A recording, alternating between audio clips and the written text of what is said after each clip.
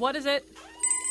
Dr. Wolfenstein? I'm here for the job interview to be your new lab assistant. Wolfenstein. Yeah, when I hired a headhunting firm, I totally misunderstood what they do. Here's my resume. Never mind that crap. What's your name? Dr. Pants. Yeah, well, you'd have to change it to Igor or Lipitor or Tylenol or something. Are you all right with that? I guess so. What was your previous position? I was Crazy Dr. McPants, uncrowned lord of Castle Trouser Muffin. Seriously? You were that Crazy Dr. McPants? The guy who made Maxon the Man-Eater, the blood-gargling giant who could control the weather with his thoughts? That was one of mine. You were awesome. You were a great mad scientist. What are you doing applying for this crap position where I kick you and shout at you and inject you with untested compounds? I got shut down by the EPA for operating a death ray while paranoid. Yeah, but did you do the thing where you shrink the EPA agents down to the size of little plastic men and then make them fight with rats? Because that's what I always do. Well, I also went heavy into derivatives and got hit really hard when the markets went south. Wall Street. And they say we're the sociopathic arch-fiends with no regard for humanity. I hear you. Look, I really need this job, but I draw the line at being a human guinea pig. You heard about my human guinea pigs. I'm all done with that experiment, though. I've got hundreds of them in cages down on the lower level. They have human faces and rodent bodies. I don't really know what to do with them all. Maybe a slow cooker. Brine them first. That's a great idea. Would you be willing to help me test my new device? It's called Operation Pig Meat. You stand between those two Tesla coils and you turn into ham for 3 hours. What's the point? I have no idea, but people buy all kinds of crap on QVC. I invented that Nutri Ninja blender, and they can't keep them in stock. I guess I could turn into a ham for 3 hours, but aren't there pretty strict rules about experimenting on humans?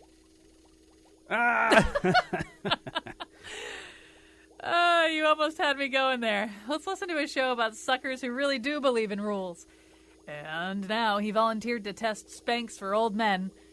Colin McEnroe. I did, that's true. So, and the reality is, all kinds of things that you use or experience or contribute to your well-being are made possible because somebody tested them.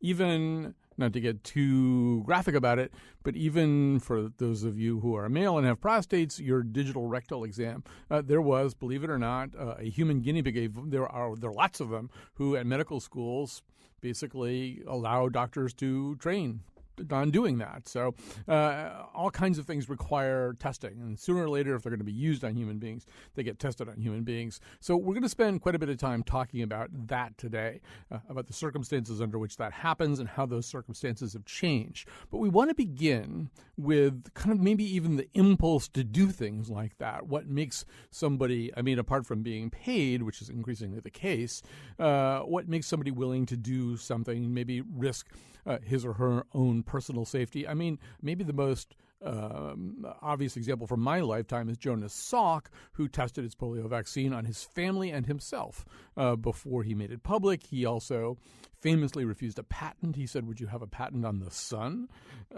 So what makes you that kind of person? And one reason I want to talk about this in particular is just as we began discussing last December or maybe late November the possibility of doing a human guinea pig show, I happened to be out at the TED Medical Conference in Palm Springs, and there's Larissa McFarker, one of my favorite writers at The New Yorker, and she's telling a story that is there to illustrate a slightly different point, but she's telling the story of a human guinea pig, and I'm thinking, well, that's Kismet. So Larissa McFarker, who is the author of Strangers Drowning, Impossible Idealism, Drastic Choices, and the Urge to Help, is joining us right now from the studios of the Radio Foundation in New York. Good afternoon, Larissa.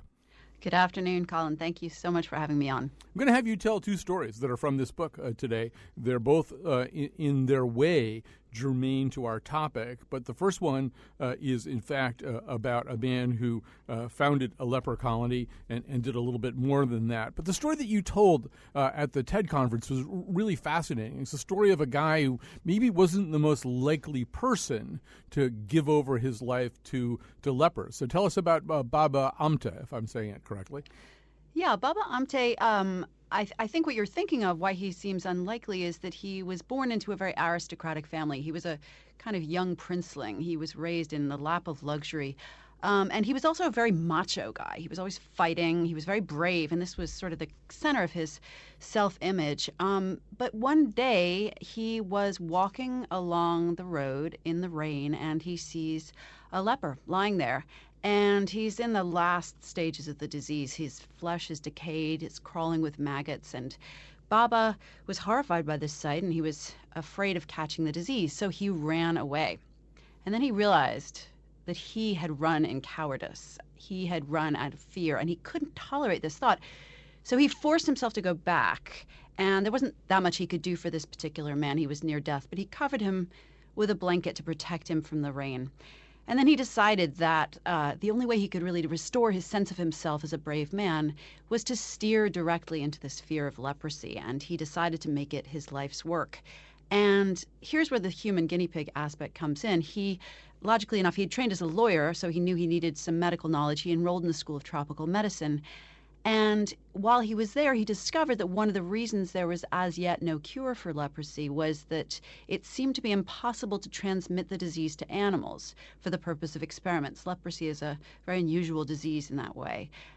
And he thought about this for a day and then offered himself as a human experimental subject. And someone injected him with the leprosy bacillus, but he did not catch the disease. We now know that it's very, very difficult to catch leprosy. It's something like 99% of humans are immune to it, but they did not know that then, and there was no cure. And as you know, this is a terrible disease, so this was an extraordinarily brave thing for him to do.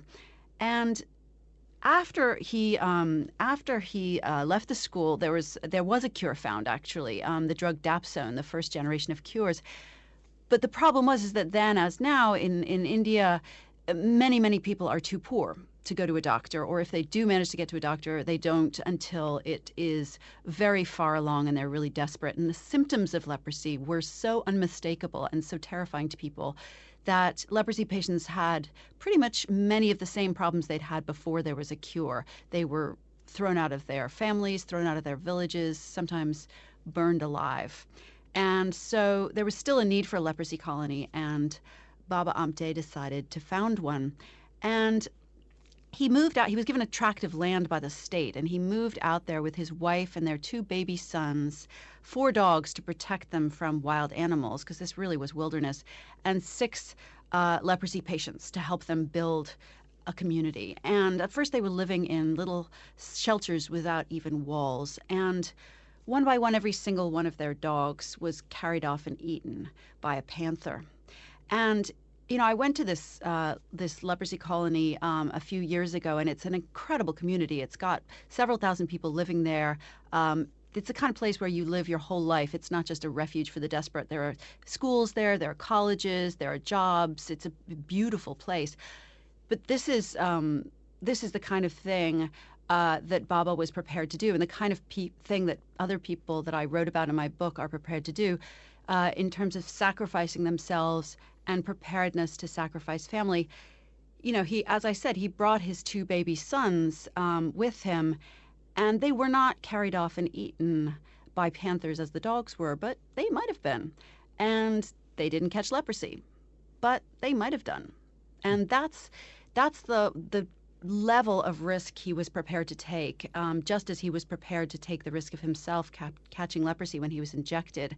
And that's the kind of thing that makes people uncomfortable with the kind of very extreme do-gooders that I write about in my book, Strangers Drowning. Right, and this is sort of one of these giant life mysteries. I mean, all of us have altruistic impulses, or most of us do anyway, but a lot of those altruistic impulses, they have limits, they have ceilings on them, and they have boundaries too, and we're probably more likely to exhibit them if we can connect them to our own lives somehow. I mean, I got much more militant about doing something about ALS research when I knew somebody who had ALS, and what you're looking at here is somebody who doesn't really have that connection, who has basically decided, and as you say, he's putting his own family at risk. The people closest to him are now, enduring considerable risks to do this. So this person is kind of making this almost biblical decision that, that the people who are closest to me and the people who are total strangers deserve the same kind of care and love and attention and risk and sacrifice. And that's a pretty radical decision to make. I don't. Did you figure out? Is there a common thread? Is there something that makes that kind of person that kind of person? Well, in terms of beliefs, I think you put your finger on it exactly. These are people who believe that everyone else is as important as they are, and everyone else's children and families are just as important as their children and families. And, many of us believe that intellectually, but very, very few people are willing to actually follow through on that belief in their daily lives.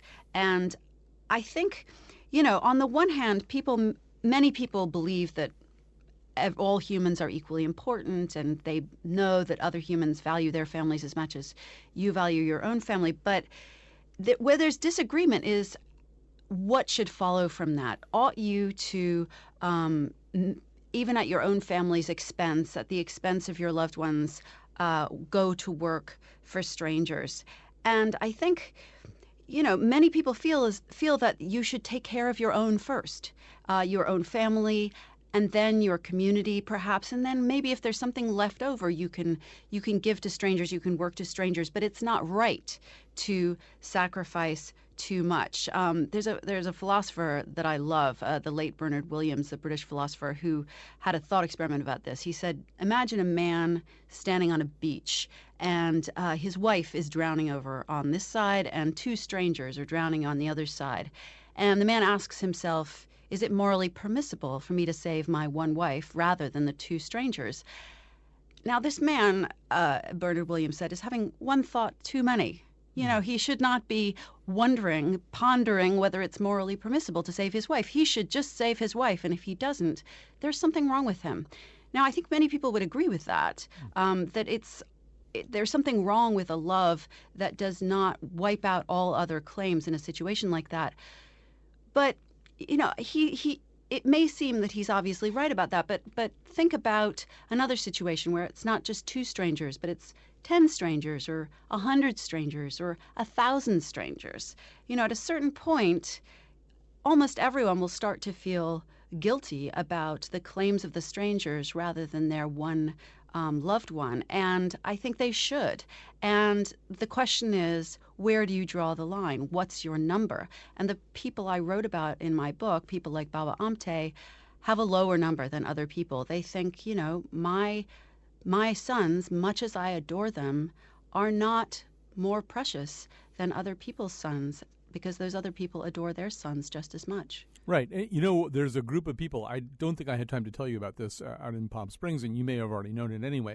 One group of people to whom that happens in a way that's rather out of their control, but rather consistently are people who've had positive near-death experiences. In other words, their vital functions cease, they see the white light, they go there, they experience this, being bathed in eternal and perfect divine love. They come back, and a lot of them have a lot of readjustment disorders because they feel exactly that way, that they've got their kids in the back of their car and their wife in the front seat, and they're on their way to the beach, and it's a hot day, and there's a group of total strangers broken down by the road, and they just have to stop. They say, oh, no, we're going to stop, and we're going to take these people wherever they need to go, or, help them because they're just as important to me as they are to you. And that's a very difficult way to live.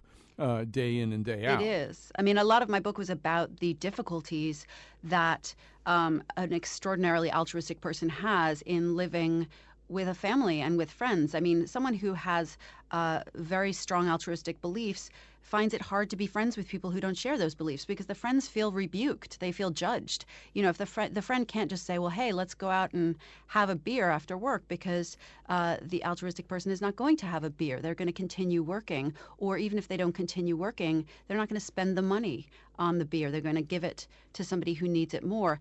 And you might admire that position intellectually, but it's very difficult to live with someone like that. And the people I wrote about, I chose people who had made a success of their lives, and an enormous part of that was finding partners, spouses who believed the same things, and so they built lives together based on their shared belief. But you can't live with somebody who does not share that belief for long. We're talking right now to Larissa McFarker. You've probably read her work in The New Yorker. She's the author of Strangers Drowning, Impossible Idealism, Drastic Choices, and The Urge to Help. You just heard where the title of that book comes from the Bernard Williams Thought Experiment. All right, let's tell a different story. This is not a story of somebody who injected himself with leprosy or had himself injected with a leprosy pathogen. This is somebody who did something that's a little bit more common. It's been very much in the news here in Connecticut because the the President Pro Tem of the state Senate needed a kidney, and a judge came forward and offered his kidney. They were a match, and there's a very happy ending, at least so it appears. So you looked at a man like man named Paul Wagner. Tell us about Paul Wagner.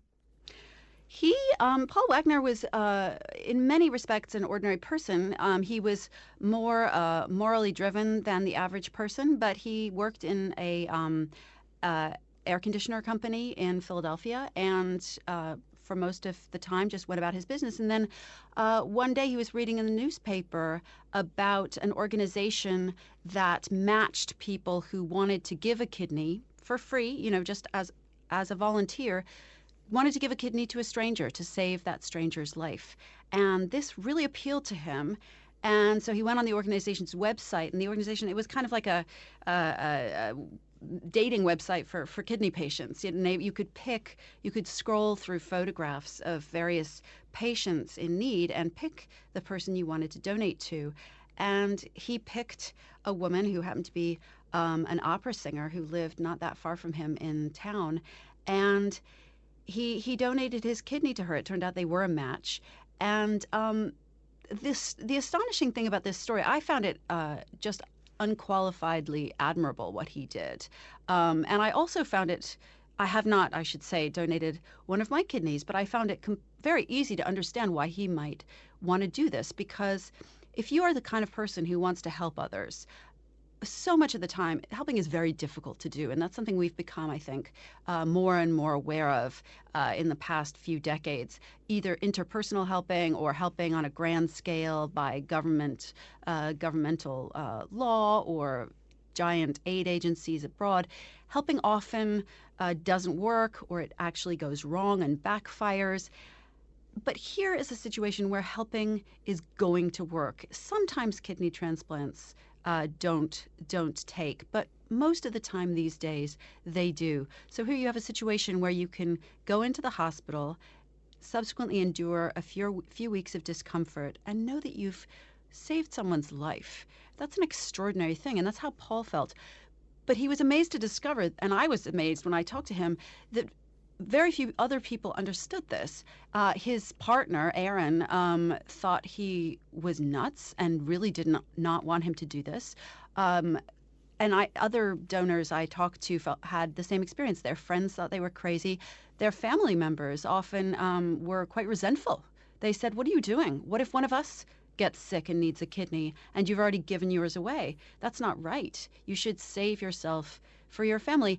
And then the doctors, now here are a group of people who have dedicated their lives to helping sick kidney patients, but they thought also that Paul was very weird. And volunteer donors, something like 50% of the transplant programs in this country won't even consider a person an altruistic donor who wants to give a kidney to a stranger, because it just doesn't make sense to them. It feels like it's violating the Hippocratic Oath to harm someone for no benefit to themselves. They don't, of course, think of the enormous psychological benefit of having saved someone's life.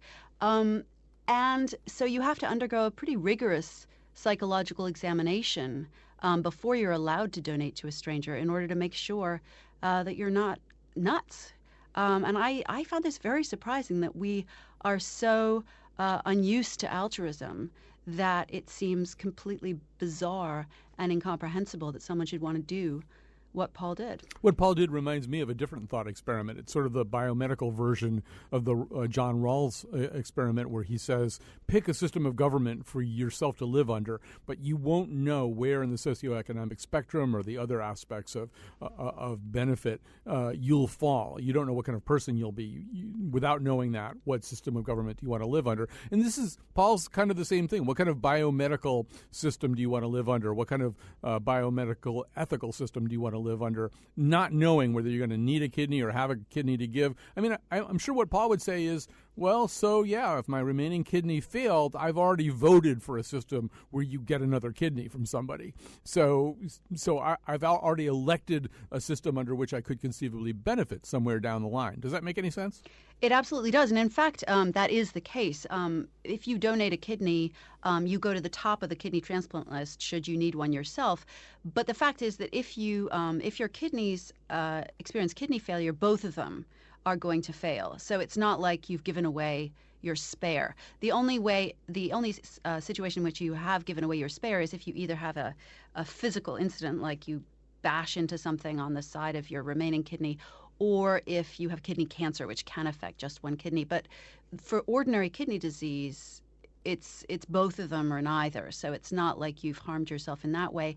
And when you have donated a kidney, your remaining kidney, I'm not sure over what period of time, but fairly quickly expands to take up the function of the one that has been removed. So your kidney function returns to normal fairly quickly, and meanwhile you've saved someone's life. So we've been talking here about what are generally grouped under the rubric of Good Samaritans. I didn't even realize until this past Sunday that Samaritans in that story were this, in fact, kind of despised group of people. That the point of the story partly is that the two other people who have much higher social standing pass by this man who's been beaten and robbed and naked and and in misery and don't do anything. And this Samaritan, who really would have been, I don't know, the person telling the story when I was listening was saying, if this story were told in modern day Israel, this would have been a Palestinian, maybe even a Palestinian, with pretty bad politics from the point of view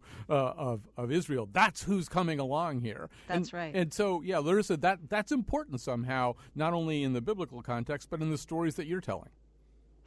Absolutely. I mean, because I think, everyone understands helping within your community. I think the normal way to be altruistic is to help people who are like yourself or who are, in some sense, your people. When I was... And also, I think the normal way to be altruistic is to feel that you've had something thrust upon you, kind of in the way that having someone lying in the road next to you is thrust upon you. When I was writing this book, it was the height of the Ebola epidemic, and I was thinking about those nurses who were suddenly, from being ordinary nurses, thrust into the position of being heroes. And they were. I mean, they stepped up and they stayed in the hospital for 24, 36-hour shifts. They risked their own lives from the infectious patients all around them.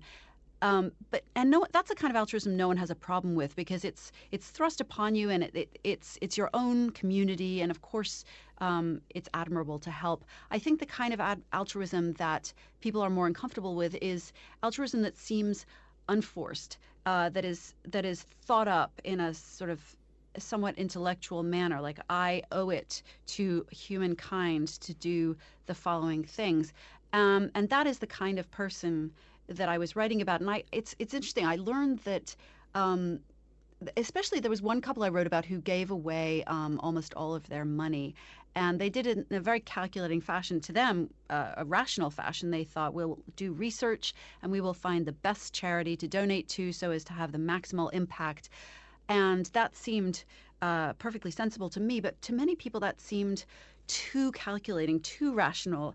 They felt that somehow giving or helping ought to be more emotional. You should give to the charity that is connected with people you know, like you became invested in the ALS work because you knew someone who had the disease. That is something that most people can relate to. And I came to realize that that kind of rational, calculated planning of a life is repellent to people, even if it's altruistic. There's something about rationalism that turns people off to whatever ends it's put. It's too cold. It's not spontaneous enough.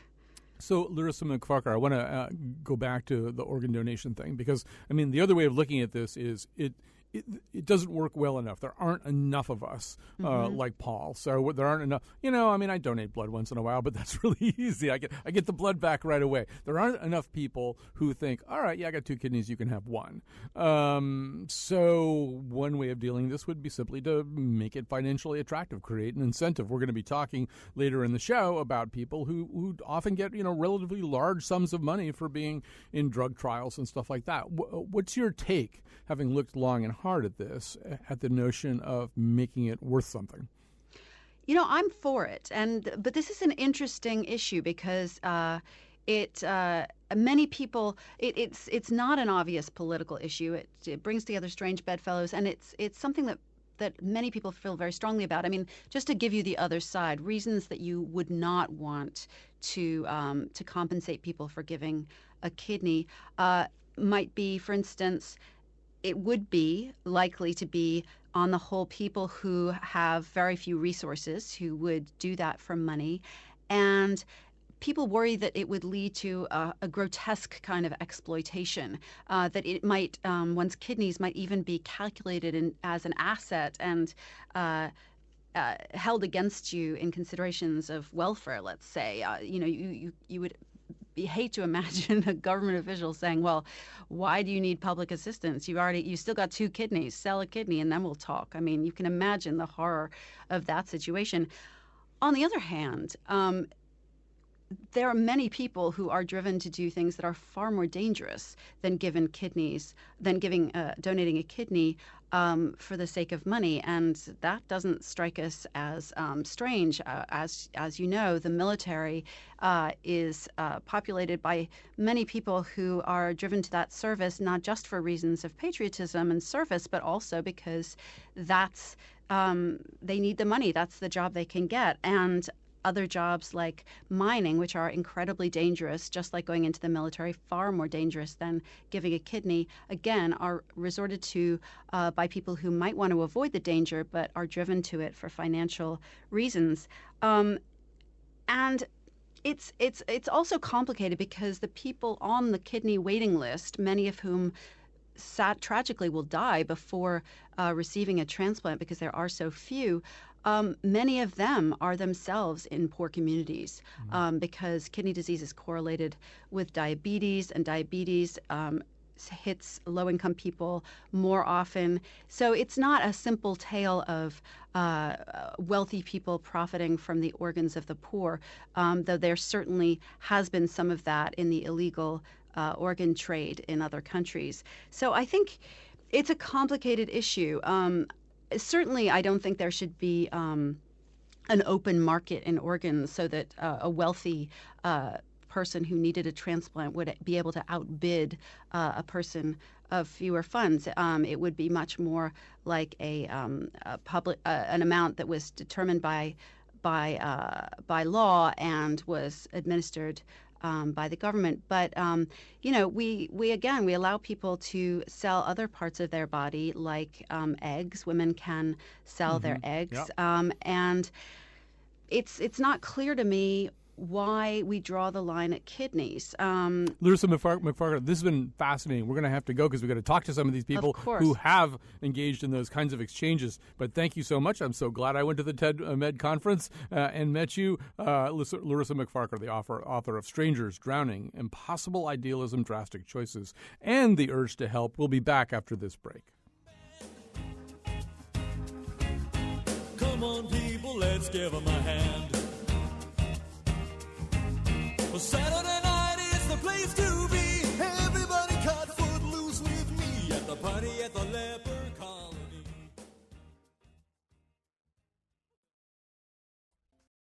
All right. Welcome back to our conversation about human guinea pigs. We just went through sort of some of the philosophical contours of this. Now we're going to get down to brass tacks, talk a little bit about how this works in the modern environment, where often it is possible. And was a play at Barrow Street Theater last year called The Effect by Lucy Preble about this very thing, about people who volunteer for studies, but there are studies for which they are being paid, but often confined for long periods of time.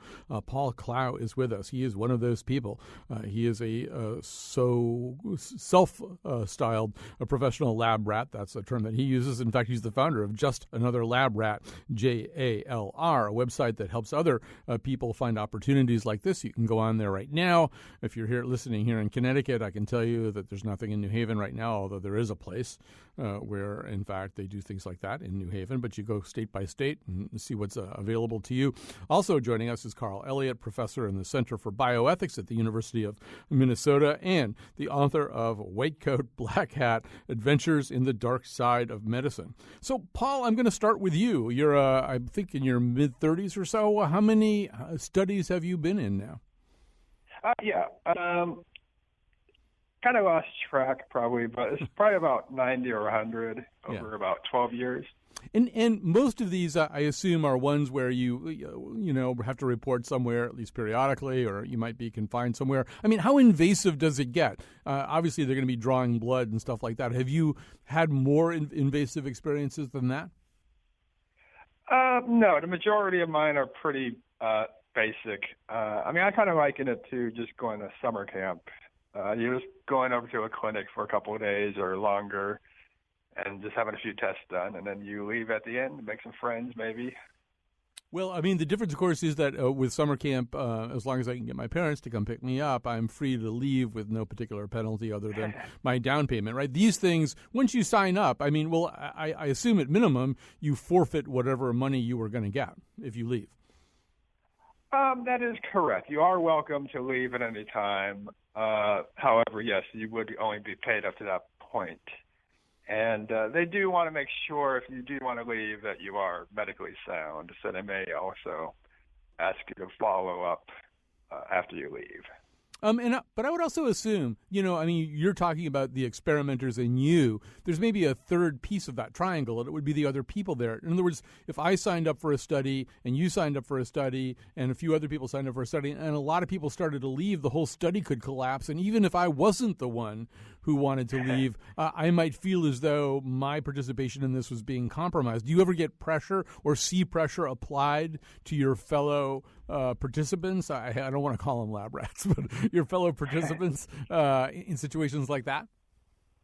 I have not personally experienced that. I have seen petitions go around. That's one of the, things the clinics don't like.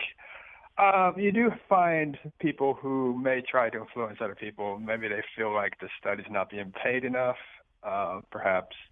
But I haven't, in my experience, if there's a serious problem with the actual study as far as being medically sound, the clinic would be the one to pull the plug and cancel the study. So, like I say, I have great faith that would happen before my peeps would try to stop it themselves. All right, so I'm going to go over to Carl Elliott. Paul says he has great faith.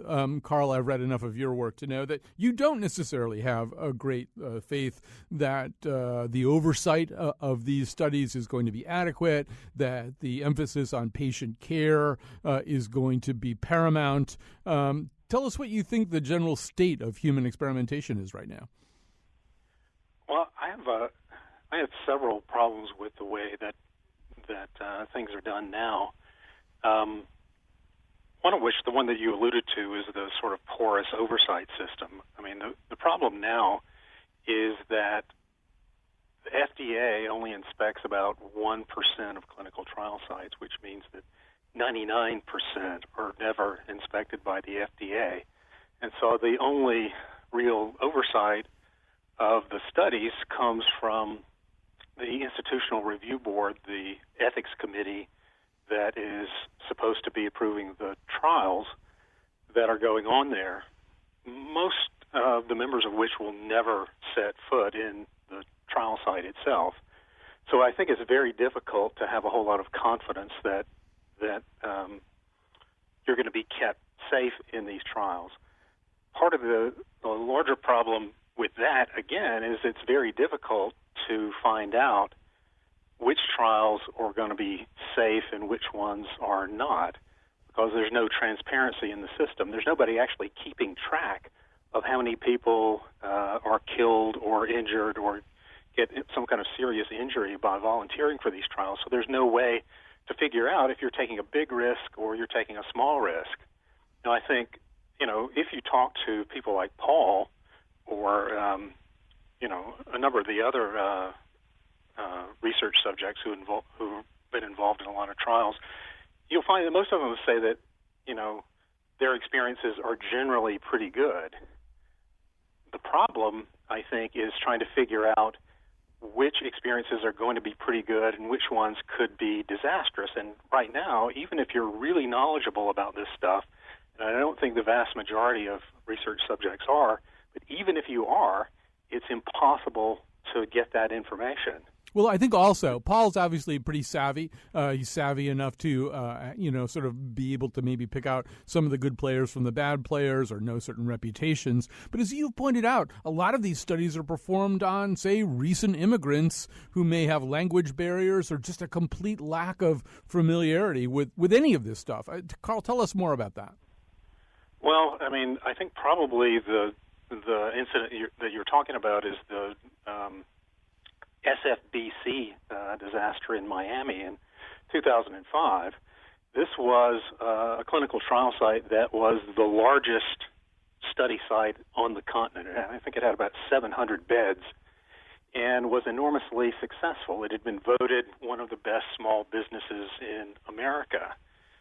A team of investigative reporters from Bloomberg Markets went down there and found out that the trial site was actually in a converted motel that was crumbling apart, that had multiple fire and safety violations, and that the business model was recruiting undocumented immigrants and paying them to test the safety of new drugs.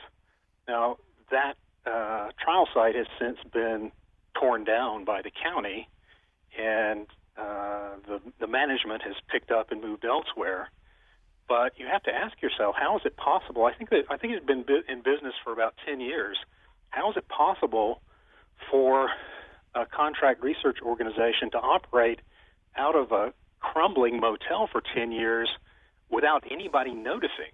Right, and so that's the striking thing to me. Yeah, so and this is, we should say for the benefit of the listeners, this is one of the moves that's happened in the world of research that, in the past a lot of the research happened under the auspices of, say, Yale University or some, or some prestigious research institution that probably wouldn't want to compromise its reputation. Although, Carl, reading some of your writing, it seems as though some pretty impressive universities have conducted some pretty dicey or questionable activities, including the one that you personally inhabit. Yeah, that's true. They used immigrants too, right? They used Hmong immigrants at one point. I think I read a piece by you referencing that. So let's go back to Paul for a second. Paul, you feel as though you know well enough so that probably you're not walking into some kind of horror show. What makes you think that you do know that, though?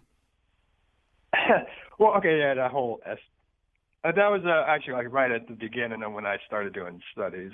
So I actually never even got a chance to go try the place, which I guess I'm glad I didn't. But what is that? Okay.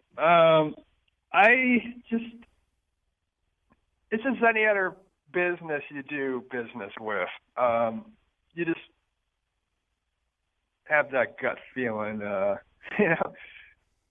I mean, you, like I say, when you go into a clinic, you see what's going on right there.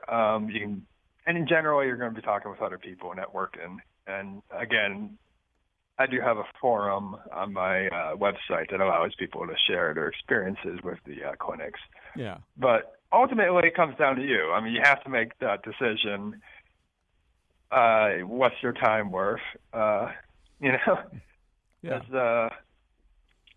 Yeah, and your forum is kind of like the ultimate Yelp. Like, did you Yelp when they drew the blood?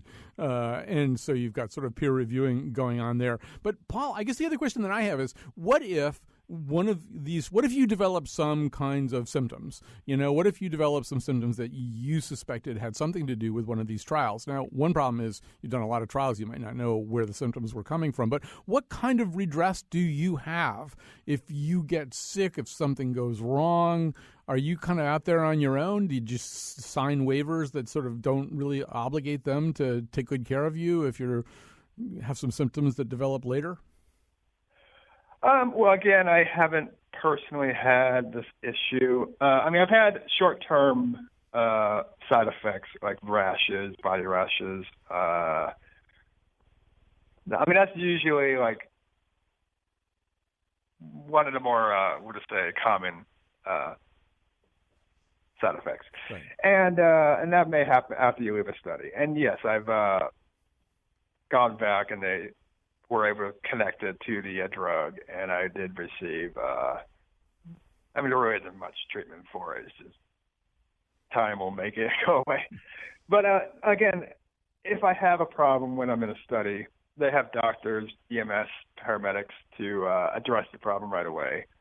And if they feel like your health is in jeopardy, they'll stop giving you the drug or take any other necessary. I've only seen one person taken to a hospital in like the whole 12 years I've been there, and that was just for chest pains. So they're very over cautious when under my observation, I would say. Okay, let me throw it back over to Carl for a second. I don't know. How sanguine are you about this?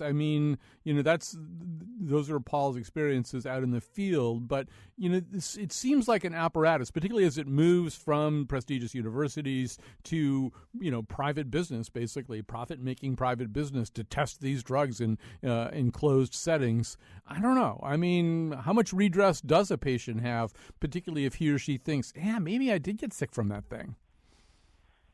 The United States is the only developed country in the world that doesn't guarantee to pay the medical bills of people who are injured in clinical trials. We're a real outlier. Every bioethics commission that has looked at this issue since the 1970s has said, essentially, this is a disgrace. These people are volunteering to test the safety of drugs for the benefit of the rest of us. The very least we can do is guarantee that we will take care of their medical bills if they're injured.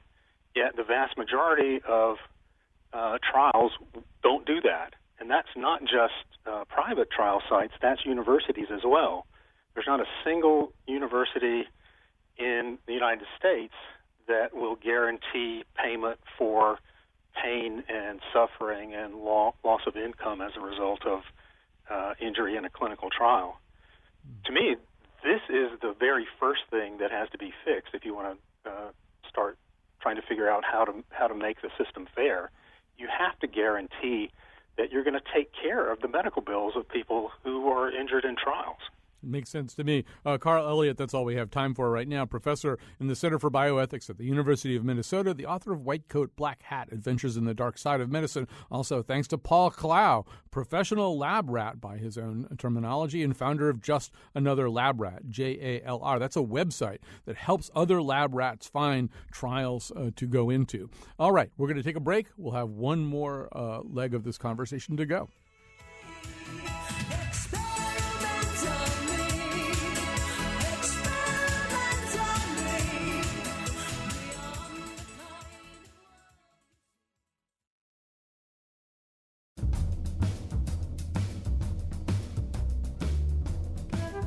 Who would want to be a human guinea pig, sitting around, never going outside, taking some mind-altering substance and just lying there and feeling its effects?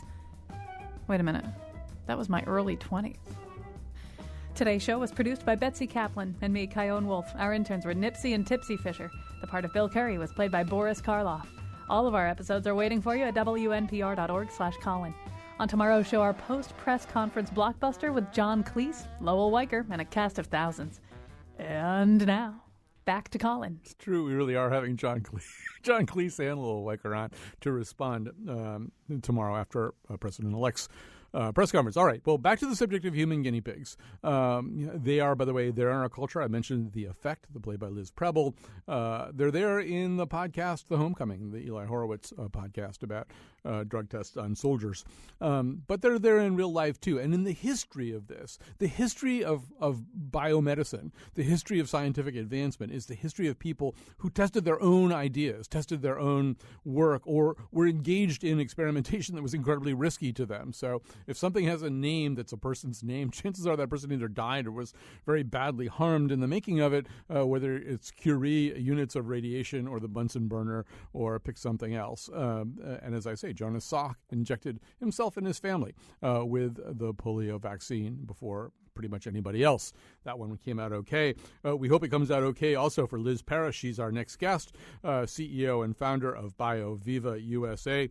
So far it has, and if Liz Parrish's work is successful, you're all going to be as grateful to her as you are to Jonas Salk. So Liz Parrish, first of all, tell us what actually it is that your company is testing.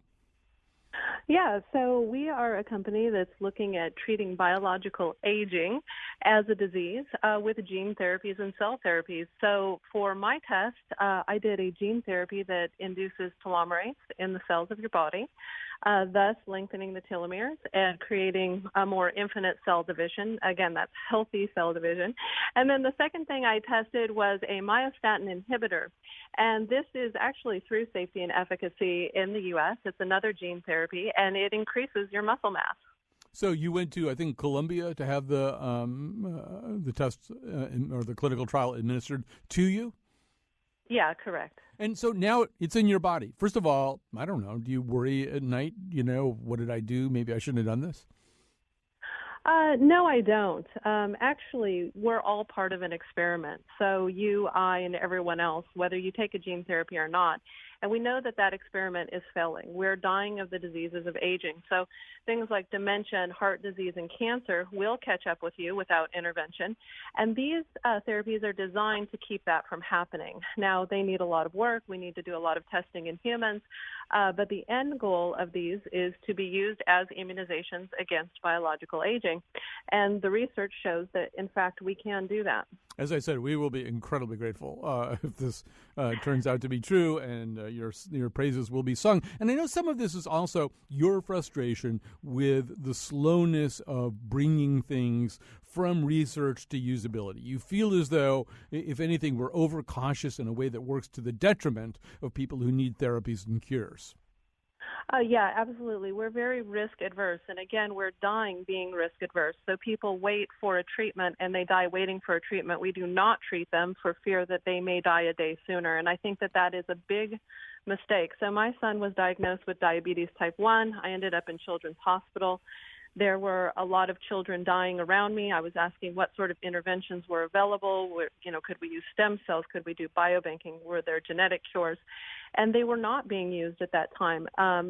These kids had no option, and it was as if they were better off dying of the diseases that they had. And so I went on a great mission, and I found longevity research. And actually, these type of treatments treat children as well. I was actually looking for cures for kids. I knew nothing about longevity. And, this was the biggest promise that we've had. We've reversed biological aging in animals a couple times. We have reversed aging in human cells, and now we're just waiting to do it in a human body. We're almost out of time, and I apologize for that. This is a much longer conversation. Was there anybody trying to stop you from injecting or having yourself injected with these therapies? Was there either a governmental mechanism or anything else that said, no, you can't experiment on yourself like that? Well, we were very quiet about our test. We moved forward quite quickly. No one stood in the way because they didn't know that we were going to do it, and I really think that they need not to. The criticism that we got were definitely some criticism from researchers, and those researchers are very integral, and most of them are on our side. Whenever people are critics of things that are happening in science, you have to look at where their money comes from, right? Mm-hmm. So we were trying to advance the science, and we certainly want to put more money in research, but we think that this risk aversion is just holding things back too long. We need to move forward. We need to get into safety trials in these most promising therapies and move forward to medical cures.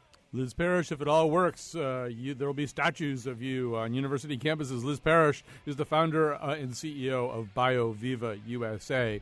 Her concept, her product, is coursing through her body right now, and it may be coursing through your body someday if it works. Thanks very much to Betsy Kaplan for producing today's show, and Kyone Wolf for running the board.